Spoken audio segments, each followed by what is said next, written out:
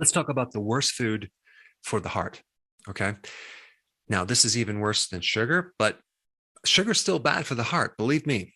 Now, some of you are probably thinking it's definitely the omega-6 fatty acids, right? Like the soy oil, the corn oil, those oils. And you're absolutely right. That would be even, comparable to sugar, if not worse. But there's something else that's even a worse version of these omega-6 fatty acids, and that would be the trans fats. Now, you're probably saying to yourself, well, I thought they banned them, didn't they? You don't see trans fats anymore in the food supply. But the FDA in 2015 no longer classifies them as generally recognized as safe, okay? Because they cause some slight minor complications. And it's taken years and years and years and years to recognize the fact that these trans fats are really, really bad for the arteries. It majorly increases the risk for heart attack, stroke, type 2 diabetes, insulin resistance, cancer.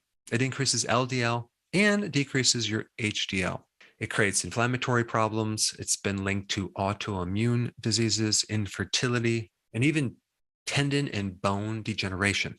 But other than that, it's pretty safe. Now, typically when we think of trans fats, we think of the partially hydrogenated oils, okay? So let me just kind of explain simply of how they make these. So you start off with an unsaturated fat most of the time, like soy oil or corn oil, and then you heat this thing under high heats over a period of time. So it goes through this phase, it becomes thicker, right? So you have this partially hydrogenated version, okay? It's altering the chemistry. This is an artificial new thing. And the partially hydrogenated oils have the trans fats. And then if you leave it in longer, it becomes fully hydrogenated. And apparently at that stage, you don't see the trans fats. Now, that does not mean it's healthier. It creates a lot of other problems. I'm like, how can you go through this process and have it being really bad? And all of a sudden, if you leave it longer, it'll become healthier. So when you read any label and you see partially hydrogenated or hydrogenated, you need to avoid it. But you're making this kind of liquid into a salad, and they use this in pie crust and popcorn and cookies and crackers and croutons. I mean, it's all over. And so industry has adapted to this, and they're definitely lowering the amount of trans fats, which is good, but it comes with a package, which we'll talk about. But you should know that every increase of trans fats by 2% in your diet, you dramatically increase the risk of getting a heart attack, or actually dying of a heart attack by like 20 to 35%. So it's really, really bad for your heart because it becomes part of your cells. It's no longer fluid. Your arteries become rigid and hardened. I mean, you're introducing this very unnatural substance into the body. And at one time they said these hydrogenated foods were to replace the saturated fats that were really, really bad. Like they were healthier than saturated fats. The only reason they did this is to increase shelf life. Now you can take this unsaturated oil and you don't have to keep it in the refrigerator anymore, right? It's completely changed and it just lasts for a long period of time. Now, the interesting thing about this FDA claim is it doesn't include animal feeds, right? Like animal food, even pet food, or the chicken feed, the poultry feed, or feed for other animals. So you could be getting these trans fats indirectly by eating animals who have been fed these trans fats. They don't even know they're getting it. It's not even labeled as hydrogenated oils. And this is the problem. You don't really always know what you're getting. And so when you see something that says encapsulated citric acid, okay, and you'd probably see this in 99% of all the beef sticks, some of the sausages out there. And what that is a combination of citric acid and hydrogenated vegetable oils, which include trans fats. And I will say this, I like to consume some of these beef sticks. And one that I found that's pretty good that does not contain these trans fats, this encapsulated citric acid, is the Rome sticks. And just to remind people, I'm not affiliated with this company. I get no kickbacks or anything. I just recommend good products when I find them. And I will put a link down below. The other thing is that if you go to any fast food restaurant or, even a regular restaurant, chances are you're going to be getting some of these trans fats and they can accumulate in your body. But there's something else I want to talk about. It's a loophole that industry uses. because of the creation of a definition of zero trans fats. You're allowed to have 0.5, a half of a gram, 500 milligrams of trans fats in one serving size to be able to claim that it has zero trans fats. So when you buy these products that say zero trans fats, it doesn't really mean zero trans fats. And this is just so logical. And let's look at this for a second, right? You have Ruffles potato chips, right? Very delicious. One serving size is basically 2 tablespoons of these potato chips. So Ruffles potato chips claims to have zero trans fats, right?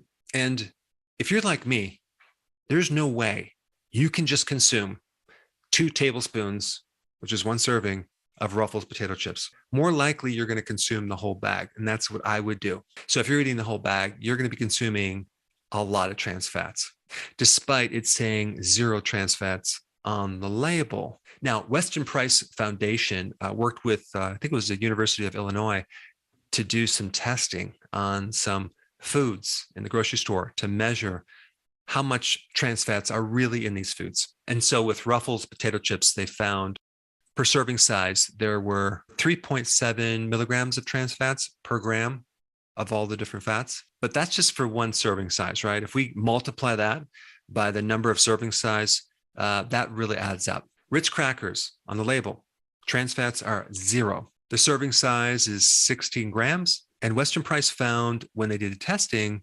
51.9 milligrams.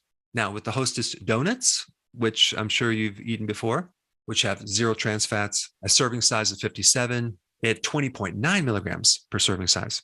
I mean, I don't know about you, but can you just eat that one little donut? I can't. I have to eat multiple donuts. And then we have like Crisco shortening.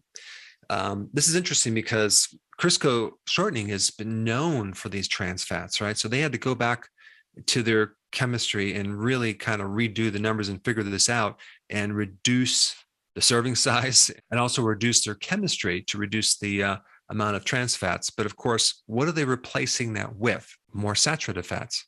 And so the way that industry has been coping with this is probably by reducing their serving size to really make sure that they fit that definition of 0 trans fats, which is 0.5 grams.